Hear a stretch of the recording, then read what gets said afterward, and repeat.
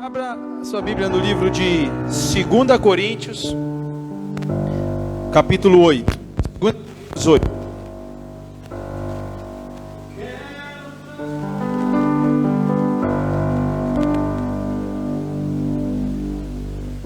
Ô Lucas, por favor, vê se eu acho que... Oi?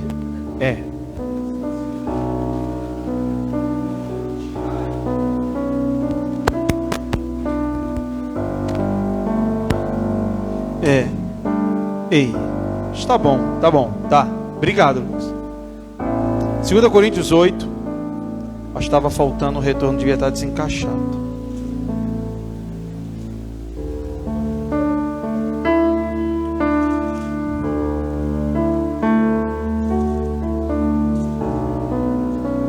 Diz assim, versículo 1, ok? Também, irmãos, vos fazemos conhecer a graça de Deus dada às igrejas da Macedônia. Como em muita prova de tribulação, houve abundância no seu gozo, e como na sua profunda pobreza, abundou em riqueza da sua generosidade. Vamos lá em Provérbios 3:9.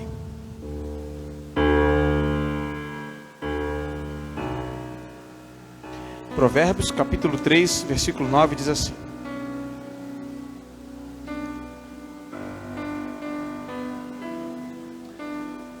Amém?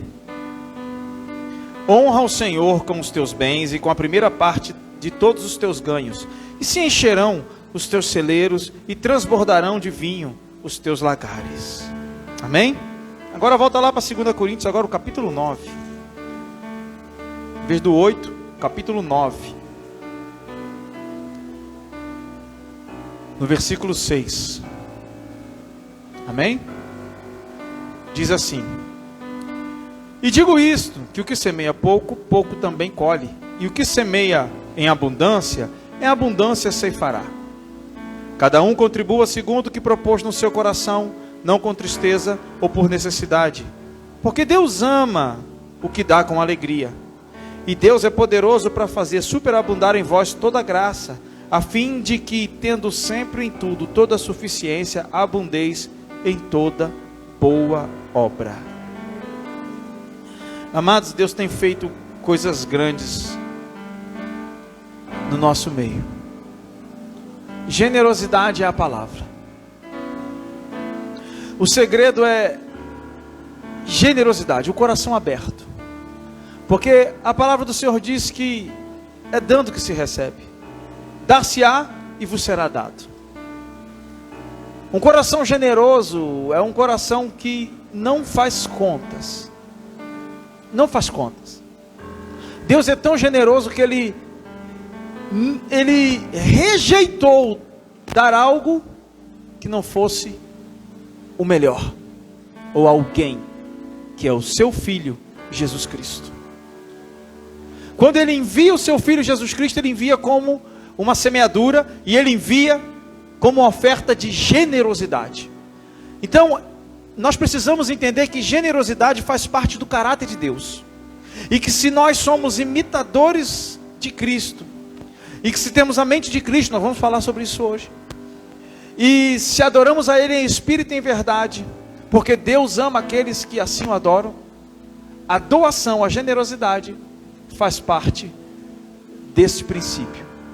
Não é só quando eu oro, não é só quando eu jejuo, não é só quando eu venho na igreja, não é só quando eu canto, levanto as minhas mãos, não é só quando eu choro na presença do Senhor, mas é quando eu dou e quando eu me dou. Nesses três textos que nós lemos, um deles fala a respeito de doar aquilo que você tem, e traz a consequência da doação, o resultado. Quando o Provérbios 3:9 diz para honrarmos ao Senhor com os bens da nossa renda e com tudo aquilo que é primícia dos nossos ganhos, o resultado é que os nossos lagares seriam cheios, que os nossos celeiros seriam cheios.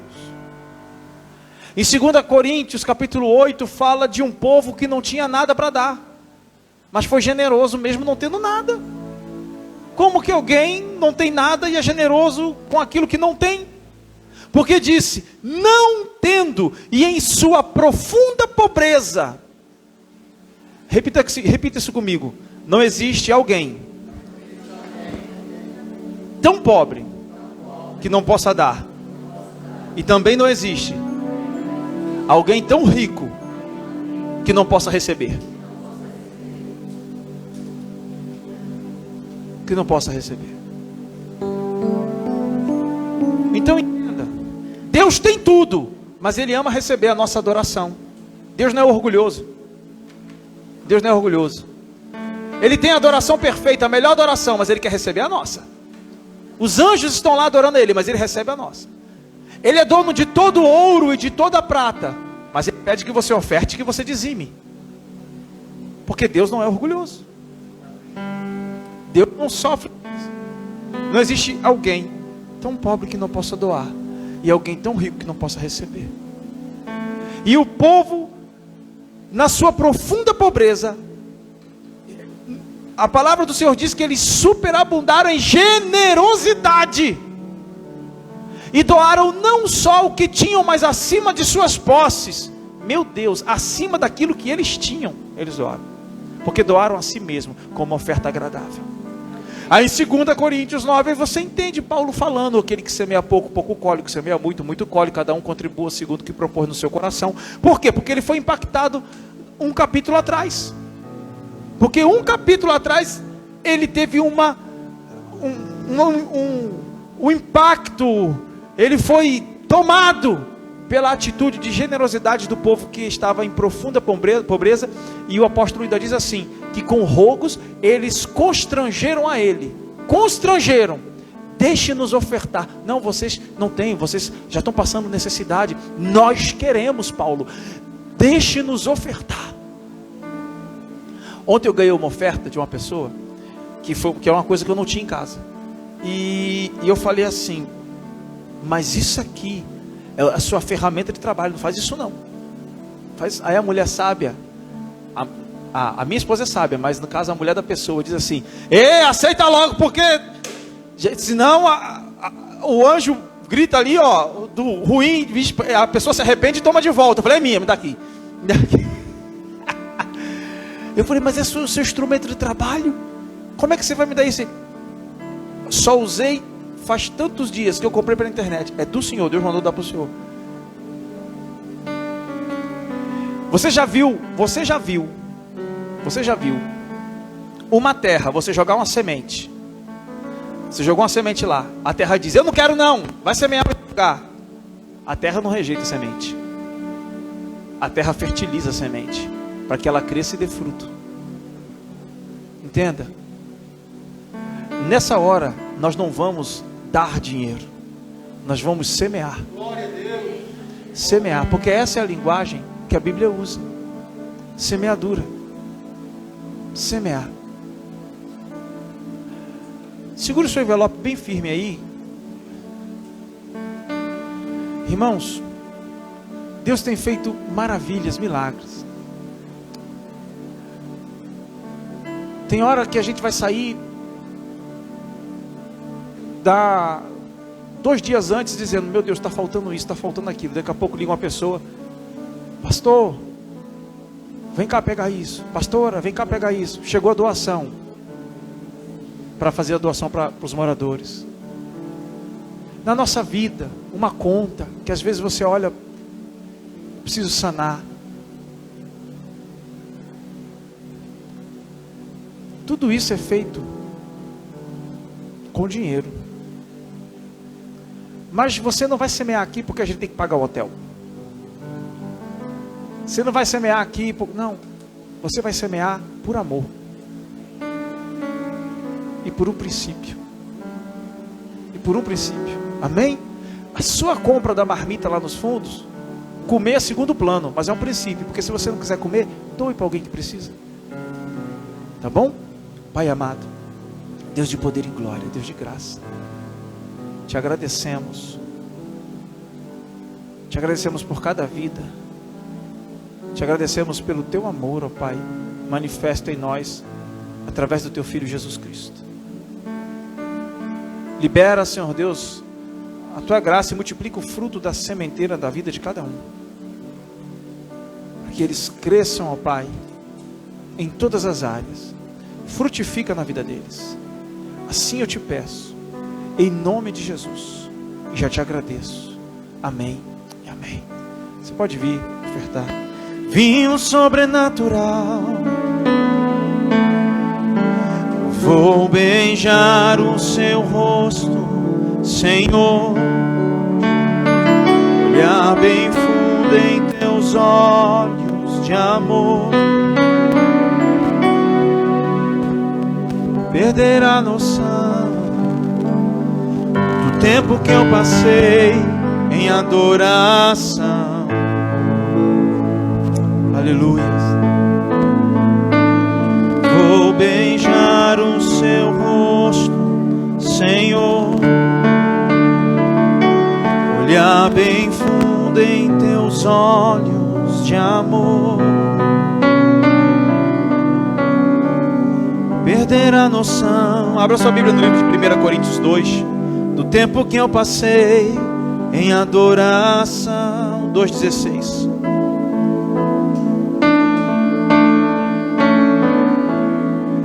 Jesus meu tudo, Jesus meu rei, és minha vida, minha alegria.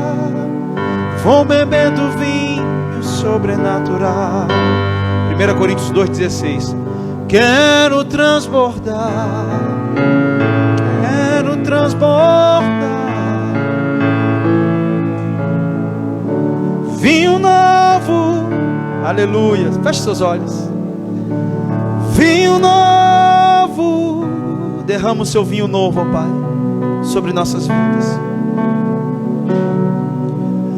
Vinho novo,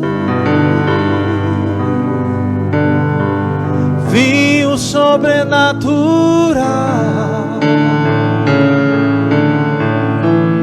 Vinho novo, derrama do teu vinho novo sobre nós, ó Pai. Vinho novo, derrama desse vinho maravilhoso. Vinho novo,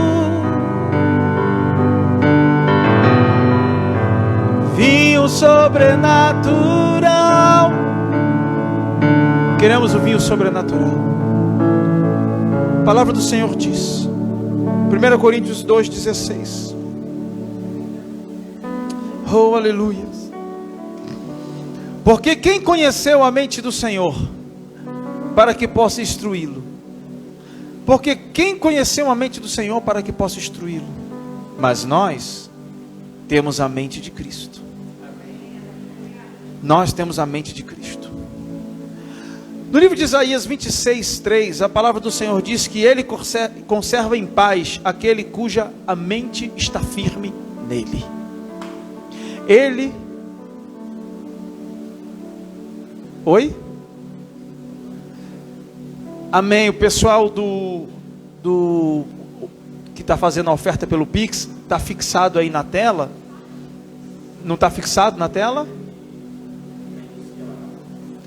Baixa o só baixar o comentário. Baixa o comentário e fixa o comentário. É o primeiro. Isso. Vá, aí pega e fixa o comentário. Amém? O pessoal que está pedindo o Pix, o Gabriel vai botar o Pix para vocês aí, para ofertar, tá bom? Amém? Glória a Deus pelo seu coração generoso. É o primeiro comentário, foi o que eu fiz. Fixou? Amém. Reiniciou a live? Amém. Então, enquanto o Gabriel coloca aí, a gente continua. Aquele cuja mente está em Cristo, no livro de Isaías, está em Deus, no livro de Isaías 26, diz que ele permanece em paz. Capítulo 26 de Isaías, versículo 3. Mas nós estamos lendo aqui, no livro de 1 Coríntios, aonde o apóstolo Paulo nos fala que nós temos a mente de Cristo. A mente de Cristo, algo que Deus falou no meu coração nessa semana de maneira poderosa. Eu quero aqui ser bem temático, que é diferente daquilo que vocês costumam ouvir, que é uma pregação expositiva. Mas eu quero ser bem temático nisso. Fixa isso na sua mente. A mente de Cristo. Fixa isso no seu coração. A mente de Cristo é uma mente blindada. A mente de Cristo é uma mente que não se abala. A mente de Cristo é uma mente que vence as dificuldades. Deixa eu falar algo com você. Satanás, diabo, o nome que você quiser dar para o espírito ruim, ele não está interessado no teu espírito agora. Ele não pode tocar no teu espírito. O inimigo não toca no teu espírito. Ele toca na tua mente para que o seu espírito se perca. Ele não pode perturbar o seu espírito, a não ser que ele perturbe a sua alma. Essa tricotomia almática da razão, da vontade e da emoção. Razão, vontade e emoção. A alma se perturba. A menos que a alma não se perturbe, o espírito não ficará perturbado. Uma coisa está ligada à outra, e que vai afetar o seu corpo. Preste bem atenção. A sua alma é perturbada, a sua mente fica agoniada, você começa a pensar coisas estranhas, começa a ter reações que não são reações que Deus quer que você tenha. Então aquilo vai começar a perturbar o seu espírito, e você vai começar a ter atitudes que você não tinha, e o seu corpo vai sofrer com isso. Você sabe disso. Tem gente que vive preocupado e a enxaqueca não passa. A alma está perturbada e o corpo está sentindo. A alma está perturbada, o corpo está sentindo. É ou não é? Gente que vive ansioso, está ansioso, e está ali, e daqui a pouco começa a sofrer, está vendo televisão, pensa que a ansiedade foi embora. De repente o coração faz isso. Para. Para. Arritmia cardíaca. Você diz, o que está acontecendo comigo? Eu estou morrendo. O que está acontecendo? Não. Ansiedade, preocupação excessiva, exacerbação daquilo que você traz para a existência, aquilo que não existe. Mas Cristo tinha uma mente blindada. Cristo sabia que ia ser crucificado. Cristo sabia que ia morrer na cruz. Cristo tinha opiniões adversas de saduceus, de fariseus, de discípulos que abandonaram ele, mas ele permanecia firme no seu propósito. Ele tinha força, foco e fé. Força, foco e fé.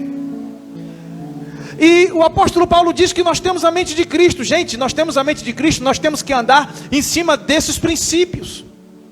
1 Tessalonicenses 5:23 diz que o mesmo Deus de paz vos santifique em tudo, em vosso espírito, alma e corpo, e sejam plenamente conservados, irrepreensíveis, para a vinda do nosso Senhor Jesus Cristo. Ou seja, as setas que o inimigo lança só vai chegar no teu corpo se você deixar entrar pela sua mente. A batalha é na mente. Romanos 12, 2 em diante diz que nós não somos atribulados pela tribulação que há no mundo. Não vos conformeis, não entre na forma, não entre em toda essa angústia que o mundo está tendo. O mundo está angustiado, o mundo está correndo para um lado e para o outro, e o mundo está com fome, o mundo está com sede. Você tem o pão, você é lavado pela água da palavra. E Romanos 12 diz, não vos conformeis, não entre nessa forma. Conformar é entrar na forma, nessa forma, mas transforme pela renovação do vosso entendimento. Não é pela renovação do espírito, é pela renovação do nosso entendimento. Quando entendemos mal, agimos de maneira equivocada. Quando entendemos corretamente, agimos da maneira correta. Às vezes nós queremos ser espirituais demais e esquecemos que a nossa mente é uma parte fantástica para que o milagre aconteça. Porque nós somos os únicos seres que, através do reconhecimento, confessam com a sua boca que Cristo é o Salvador. Preste bem atenção. Deus enviou o seu Filho a morrer, não foi só pelo homem, foi pelo mundo inteiro. Foi pelo mundo inteiro, por toda a criação. Mas só o homem é que reconhece, porque o homem tem a consciência. Então passa por aqui, para chegar no seu espírito, passa por aqui. E às vezes a nossa pseudo-espiritualidade, nós queremos espiritualizar tudo, e pensamos que vivemos em um mundo espiritual. Aqui você tem preocupações, aqui você tem trabalho, aqui você tem que pagar suas contas, aqui você tem dor de cabeça, aqui, mas nada disso pode atribular o seu espírito. O problema é que quando chega uma coisa, uma conta que você não esperava, meu Deus, agora o inimigo se levantou, e agora o que vai ser? Uma dorzinha aqui, ou filho, ou sobrinho, ou tio, ou avô, tem que fazer o exame de urgência.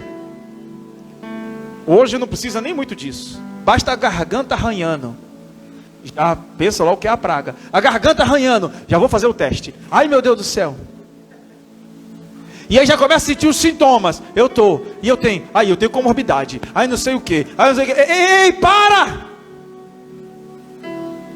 Não sofra por antecipação, qualquer coisa, não sofra por antecipação,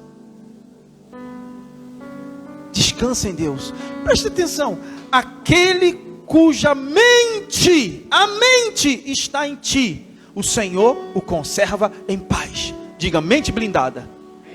Mente blindada. E Ele conserva o corpo, a alma e o espírito, porque uma coisa está ligada na outra, como nós lemos em 1 Tessalonicenses 5:23. Agora aqui, olha só, para a mente confusa, o que a Bíblia diz: blinde a sua mente contra a confusão. Por quê?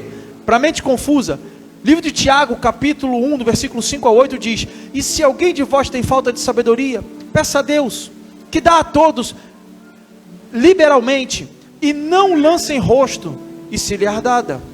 Peça, porém, com fé, em nada duvidando. Ou seja, blinde a sua mente contra a dúvida. Peça com fé, em nada duvidando, porque o que duvida é semelhante a uma onda que é levada de um lado para o outro. É semelhante. Paulo falou para Pedro: Pedro, tu és uma folha, trópego, você é levado pelo vento conforme o vento sopra, e você corre para um lado e corre para o outro. A briga de Pedro e Paulo, porque tem gente que é assim. Cadê a fé?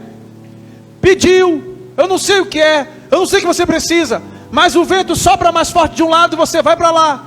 E a gente vê a pessoa confusa, rodando, igual uma barata tonta, sem direção, sem foco, sem determinação. Por quê? Porque está sendo levado pela onda, está sendo levado pelo vento, está sendo levado por toda a tribulação, e ele fica correndo. Permanece firme aqueles que ouvem a palavra do Senhor e praticam. O Senhor diz que assemelha a ele a um homem que colocou, que construiu, que fez, que executou a sua construção em cima da rocha, não foi em cima da areia. Eu me lembro quando eu tinha 14, 15 anos, nós íamos para Natal, Rio Grande do Norte. Na última vez, lógico que a gente foi, mas essas últimas vezes que nós fomos, o Morro do Careca estava fechado. Mas até os meus 16 anos, eu subia aquele morro todo dia, umas 3 vezes, o Morro do Careca, enquanto eu estava em Natal. Subia e descia 2 vezes de manhã, uma vez finalzinho de tarde, correndo, fazendo exercício. Só que um dia fecharam e não abriram mais. Por quê? Porque a areia desce e o morro estava diminuindo, e junto com a ação do vento, não estava conseguindo repor e deixar o morro, que é um patrimônio de Natal, do jeito que ele é. Então eles fecharam. O que eu estou querendo dizer é que se você não construir sua casa sobre a rocha, se for construir sobre a areia, sobre aquilo que não é Cristo, você começa a se mover. As dunas, elas se movem conforme o vento sopra. Você não pode se mover conforme o vento sopra. Você tem que ter a mente blindada, permanecer firme. O seu espírito vai querer se atribular, mas é a sua mente. Gente, preste atenção. Tira da mente as setas malignas. Não vai dar certo, não vai conseguir, você vai passar fome, e amanhã o mundo vai acabar, vai vir a guerra. Irmão, se você olhar para a Bíblia, deixa eu botar um pouquinho, não sou o diabo não, mas deixa eu botar um pouquinho de preocupação em você e blindar a sua mente depois com isso. Deixa eu te falar aqui uma coisa. Se você olhar para a palavra de Deus, para o final dos tempos, não espere melhora. Porque a Bíblia diz que haverá fome, haverá guerra, rumores de guerra, pais contra os filhos contra os pais, os da própria casa trair-se-ão uns aos outros. Olha para esse quadro, é um próprio filme de terror. A Bíblia diz que se levantará uma praga. Se vocês acham que essa praga aí matou muita gente, eu não estou aqui desfazendo de alguém que faleceu, da família de alguém. Nós temos que nos compadecer e chorar com os que choram. Mas se você acha, uma praga só vai matar 2 bilhões. 2 bilhões de pessoas. Sabe o que é 2 bilhões? É um quarto da Terra quase. É um quarto do planeta Terra.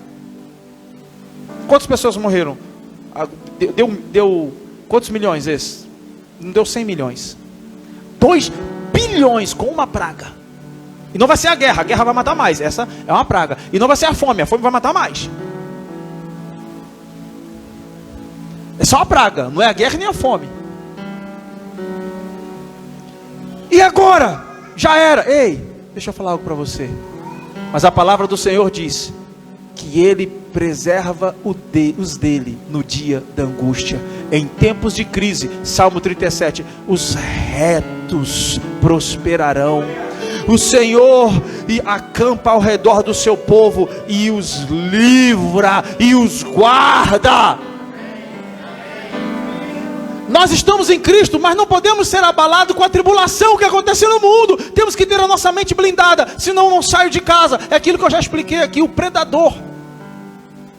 Irmão, esse dia eu estava vendo um vídeo de uma tartaruga botando um leão para correr. A tartaruga, ela saiu, o leão foi para cima dela, ela nhaque para cima do leão, nhaque para cima do leão, e o leão para trás dizendo: mas o que está acontecendo? Irmão, tartaruga com transtorno de personalidade. É a tartaruga que pensava que era o leão. Partiu para cima do leão. Partiu para cima do leão. Aí um biólogo estava descobrindo que o leão explicando que o leão tinha acabado de matar uma presa. E aquela tartaruga gosta de sangue. Então ela queria morder o leão para sugar o sangue que estava na boca do leão, porque ele tinha acabado de comer uma presa. E o leão tomando aquelas mordiscadas, ele não estava gostando não. Irmão, uma patada, aquela tartaruga voou longe. Um gato, tinha uns filhotinhos ali, um gato botando um jacaré. Vocês já viram esses vídeos na internet? E o jacaré não entendendo nada. Ah, irmão, como você olha no espelho, que o inimigo vem na tua mente dizendo: hoje não vai dar certo. Nem pense em colocar esse plano em ação. Você vai passar vergonha, você vai fracassar. Fracassado não é quem tenta e não dá certo. Fracassado é quem nem tenta, ou quem tenta e desiste. Fracassado não é quem tentou e não deu certo. Irmãos, Jesus foi pregar em Corazim, Betsaida e Cafarnaum. Não deu certo. Ele era Jesus. Não deu certo. Ele saiu de lá reclamando. Ai de ti, Corazim, Mateus capítulo 11. Ai de ti, Corazim, ai de ti, Cafarnaum, e tu, Betsaida, vocês se elevarão até as alturas. Porém eu digo que haverá mais rigor para Sodoma. Porém eu digo que haverá menos rigor para Sodoma e Gomorra no dia do juízo do que para ti, Corazim, para ti, Cafarnaum, para ti, Betsaida. Porque não deu certo. E a palavra do Senhor diz que ele foi ministrar lá e não houve milagres, a não ser uns poucos. Estou com dor de cabeça, fica curado. Só uns poucos milagres. Porque não honraram, não creram. Olha o que eles falaram: não é esse o carpinteiro? Aí Jesus: mas eu sou filho de Deus. Mas as suas irmãs não brincam com a gente? As suas irmãs aqui, tem uma que é bonitinha, né? Você pode ser até meu cunhado, não é isso? Você não é filho, mas você não veio de Nazaré? Você não é filho de José? Por que você está dizendo que é o filho de Deus? Quem te deu autoridade para fazer esses milagres? Nós conhecemos seus irmãos, as suas irmãs, eles brincam, eles estão sempre conosco. E a Bíblia diz que se maravilhavam nele, mas se escandalizavam dele. E ele saiu dali e não pôde operar muitos milagres, porque não foi honrado. Jesus foi lá fazer e não deu certo, mas ele desistiu? Ele continuou. Ele continuou. Mente de Cristo, mente blindada. Você faz, está dando errado, mas você está ali, continuando. Você continua, você faz. Você, irmão, é quando você, quem já teve carro com 8, 10 anos de uso, sabe o que eu estou falando. Às vezes dá um probleminha, você diz assim, eita, tem um problema. Aí vai no mecânico. Aí você fica olhando lá, o mecânico, né, consertando você. Eu sou assim, eu fico atrás do mecânico, parece uma sombra. Quando eu vejo que o mecânico vai se mexer, eu vou para trás. Fico só na dança do siri. Aí eu fico na dança do caranguejo ali com ele. E eu fico olhando. E eu falo, mas aquilo ali, não sei o quê. Eu sei o nome das peças, tudo. Eu amo mecânica, mas aí às vezes o cara não está conseguindo encontrar. Já pensou se ele desiste, entrega o carro para você, toma aí, leva o carro. Mas moço, o carro está todo desmontado, o motor, o senhor tirou o carburador. Como é que eu vou fazer? Carburador, Guga, ainda, na época do carburador, hoje nem existe mais carburador do carro. Como é que eu vou fazer? O senhor tem que achar o defeito. O mecânico se sente humilhado. Hoje é muito fácil. Antes de eu semear o festa, eu fui ali, falei, estou fazendo barulho no motor, o cara me enfiou um negócio lá no cabo do ferro, a máquina mostrou tudo. Eu pensando, aqui, senhor, videogame, moço, eu quero que o senhor trabalhe, não é jogar videogame não. Aqui, ó, tá funcionando isso, esse aqui é o pistão, esse aqui é a injeção. O homem não precisa fazer mais nada. Mas mostra ali, ele não é mais humilhado pelo, mas mostra ali. E ele tem que solucionar o problema. Você só tira o carro quando ele soluciona o problema. Ei, você só avança para a próxima fase quando a sua mente é blindada a tal ponto que você não desiste. E você avança e vence aquela etapa. Porque nós temos a mente de Cristo. A mente de Cristo. Então, mente confusa. Você está confuso, sendo levado para um lado e para o outro. Tiago 1, 5 até o versículo 8 para você. Mente ansiosa, preocupada. Salmo 37. Em tempos de crise, os retos se fartarão. Confia no Senhor. Salmo 37. Confia no Senhor. Deixa o Senhor guiar a sua vida. Sabe o que o ansioso faz? O ansioso, ele tira a vida dele das mãos de Deus e pega ela como se fosse um cavalo, uma carruagem, aonde Deus está com as rédeas. Deus está com as rédeas nas mãos. E o ansioso que está lá dentro da carruagem está confiando em Deus, mas daqui a pouco ele começa a ficar ansioso. Ele começa a se preocupar demais. Então ele sai da carruagem e diz: Deus, espera aí que o Senhor não está sabendo o que está fazendo. E pega e fica ali agora fazendo força para um lado, guiando os cavalos. Ei, descansa em Deus. Descansa. Deixa Deus guiar. O futuro é uma projeção que você faz, não é algo que vai acontecer. É uma projeção que você faz, não é um lugar apenas aonde você alcança. É uma projeção, porque se você pensa que o futuro é apenas um lugar a alcançar, você vai querer trazer aquele lugar para o presente e não dá certo, você fica ansioso. Entenda isso. Mente depressiva. Sabe como é que a depressão começa, irmãos? Já vou caminhando para o final. Entenda, mas nós temos a mente de Cristo. A depressão começa, principalmente se ela for exógena. Entenda, tem depressão endógena e exógena. Para que a gente possa entender. Endógena vem de endo, que vem de dentro. Tudo aquilo que acontece dentro de mim. Ou seja, a falta de algum hormônio, de alguma proteína, oxitocina, serotonina e outros hormônios do prazer. Então, quando isso dentro de mim falta, eu começo a ficar down, começo a ficar para baixo. Eu começo a agir de maneira estranha. Eu começo a me retrair. E aí a pessoa faz o exame e diz: ó, está faltando lítio, está faltando, você precisa tomar um remédio, sua tireoide está desregulada e tal. Bom, e existem depressões que são exógenas, que é aquilo que vem de fora, que vem de exo, que é fora, ou seja, circunstâncias interiores, aquilo que acontece interior, e exógena, aquilo que acontece do lado de fora, né? Então essas vem por notícias tristes que ouvimos, por darmos credibilidade a murmuradores, fofoqueiros, que ficam falando que não presta no nosso ouvido, gente que liga de manhã para a gente para dar notícia ruim. Irmão, se aquela pessoa que só dá notícia ruim liga para você e você sabe que da boca dela só sai reclamação, não atende o telefone, ou bloqueia o número dela, desbloqueia só depois de meio-dia. Só depois de mim. Bloqueia mesmo, irmão. É mesmo, você vai bloquear quem delicado. Foi o pastor que falou, vai falar com ele. Bloqueia. De manhã a pessoa liga. Você sabe que, meu irmão, você sabe que quando você conversa com aquela pessoa, você fica assim, ó. E não adianta você falar para ela de Jesus. E não adianta, ela resolveu ser assim. Ela resolveu. Você só pode fazer por ela, sabe o quê? Orar. Porque senão você se estressa. Depois de meio-dia, você já resolveu bastante coisa, já correu para um lado por outro, sua mente já aqueceu. Aí, meu irmão, você já blindou? Você já liga, pode falar, vem, deixa o demônio falar. É desse jeito, irmãos. Senão você começa a ficar depressivo. Começa a ficar depressivo. E essa depressão, ela vai começar com pessoas que só resmungam e se queixam. Você começa a se queixar juntamente com ela. Você vê Cristo se queixando. Quando Cristo, as queixas que Cristo faz, vocês não puderam nem uma hora ter comigo? Tá bom, fica aí, eu vou voltar e vou orar. Ele não perdeu tempo não. Perdeu tempo não. Ele fez uma observação. Todo mundo saiu, foi abandonando. Aí ele olhou e disse: vocês não vão não?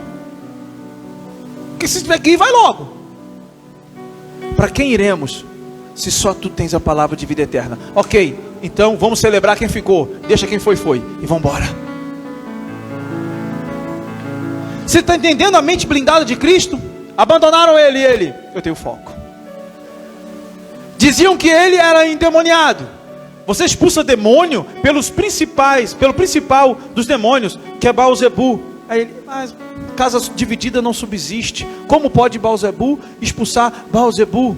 Eu expulso pelo dedo de Deus. Fica aí falando, eu vou seguindo, eu tenho uma obra a fazer. Ele sabia, tinha 3 anos pela frente. Ele tinha 3 anos para fazer o que ele fez. Ele não podia ficar se detendo em murmuração. Ele não podia ficar se detendo em fofoca. Ele não podia ficar se detendo em acusação, em flechas que Satanás usa. Ei, olha para o teu futuro.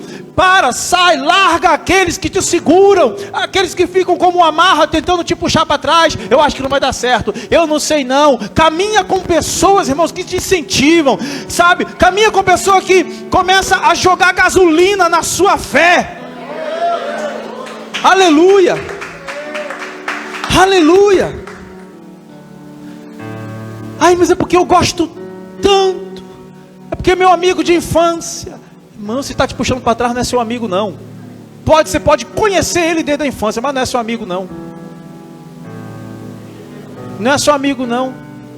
Vou falar uma coisa para você. Tem amigo que não evoluiu e tem raiva de você quando você evolui. Aí sabe o que ele faz? Ele fica trazendo na sua memória quem você era na infância. Aqui está o Pedro e aqui está o Paulo. Aí o Paulo monta vamos botar uma loja de computador, mexe com a informática e tal, aí começa a evoluir. Aí o Pedro fica aqui, ó, e o Paulo está crescendo. Só que o Paulo, quando era pequenininho com o Pedro, era o Paulinho. Agora ele é o Paulão. Agora ele é o Paulo do iPhone. Ei, Paulo do iPhone, e aí, Paulinho? Ei? Paulo do iPhone, eu chamo de Paulinho porque é pequenininho, mas é Paulão, potencializado da graça de Deus, hein, Paulinho? Amém? Paulo do iPhone e tal. E o Pedro? Pedro não saiu do lugar. Aí o Pedro vai conversar com o Paulo e diz assim: ei, Paulinho, ei, lembra quando a gente fazia isso aqui? Lembra? Ei, Paulinho, sempre tentando puxar para trás, porque ele não avançou. Aí você vê ele olhar diferente. Sabe por quê? Porque você disparou e ele continuou no mesmo lugar. Aí é onde começa a inveja a tomar conta do coração. De alguns, isso acontece. Isso não é um padrão, mas acontece muito. E aí ele começa a ver defeito em você. Mas na verdade é que ele admira e não sabe reconhecer aquilo que ele tem como admiração e manifesta como inveja. Ele pegou o foco e só mudou o adjetivo. Então, por ele não reconhecer e não saber elogiar, ele desqualifica. E se você não tiver a mente blindada, você vai na onda dele e se rebaixa. O cara não evoluiu, não fez nada, não estudou. Aí ele começa a te puxar para trás. E quem tem a mente blindada, volta. É por isso que tem muita gente que às vezes está na igreja e quem está lá fora diz assim: ei cara, você bebeu, tu fez tudo, não sei o que, agora quer dar uma de santo, de crente, para com isso, vem sair com a gente, vem ficar aqui. Aquela pessoa que você conheceu, que fez, morreu. Eu te digo, o dia do velório dela foi quando ela levantou a mão e aceitou a Cristo como o único Senhor e Salvador da vida dela. Porque quem está aqui na sua frente é outra pessoa que nasceu de novo. Então não fale comigo como você falava com aquela pessoa que morreu. Eu sou outra. É desse jeito. É desse jeito, irmãos. Blinda a sua mente. Porque o inimigo, por que eu estou falando isso? Porque o inimigo tem atacado a mente dos crentes muito. E muito crente tem deixado entrar, às vezes, rancor, tristeza, desconfiança. Tem deixado entrar tudo aquilo que é seta do inferno na vida deles. Blinde a sua mente. Seu espírito já foi blindado pelo sangue de Jesus. Mas a menos que sua mente não seja atribulada, ele vai permanecer em paz.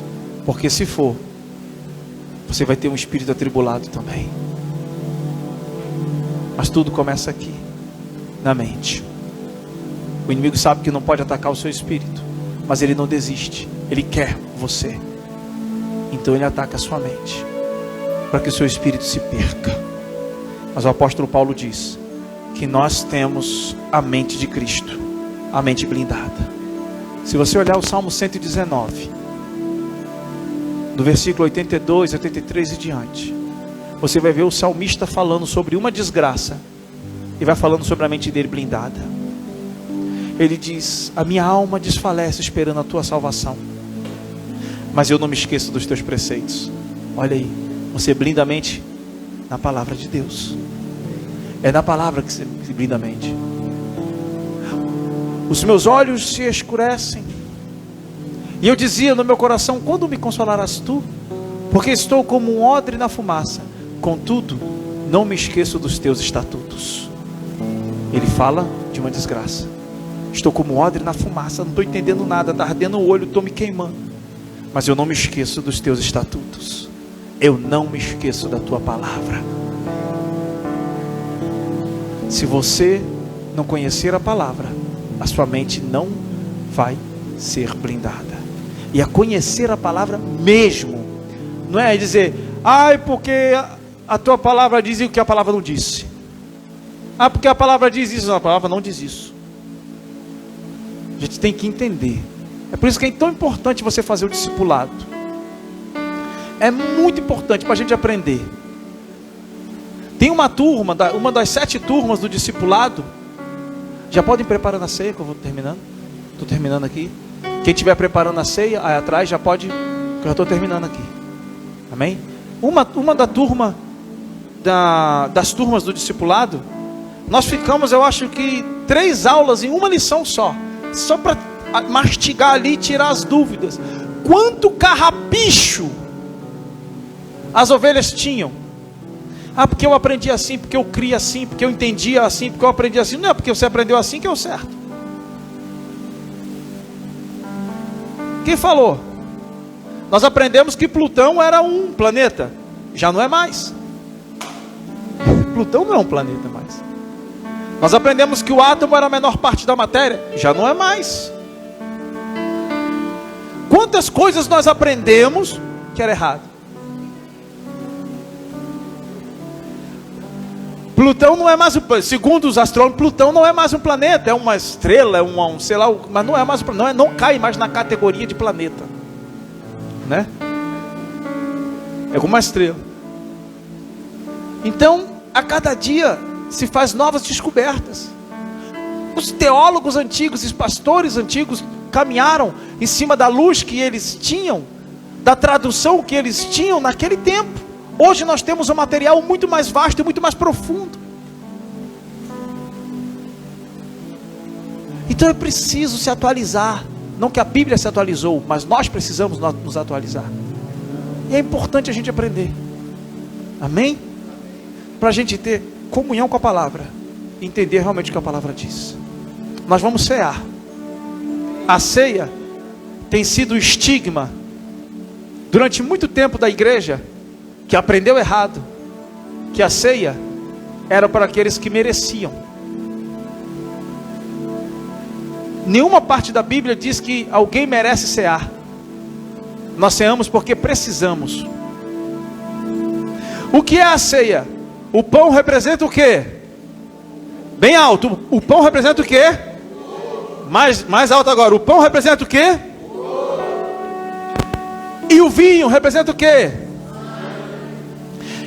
Deus derramou de si, se sacrificou, ou melhor, Cristo derramou de si, se sacrificou por quem?